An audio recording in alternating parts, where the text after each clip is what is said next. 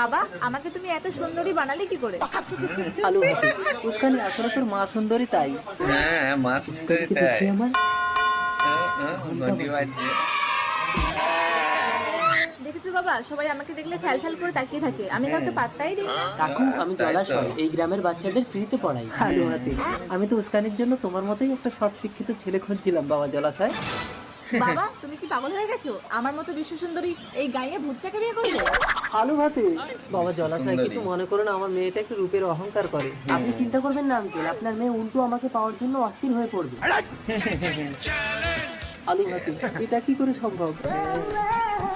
উস্কানি, দেখ দেখ, একটা হ্যান্ডসাম ছেলে আসছে। ওয়াও। মা, আমি ওর দিকে দেখবো না, ও আমার দিকে দেখবে। মা দেখো তো, হ্যান্ডসাম ছেলেটা আসছে। হ্যাঁ আসছে। দেখছে, আমার দিকে দেখছে। উস্কানি, ও তো পাত্তা না দিয়ে চলে গেল।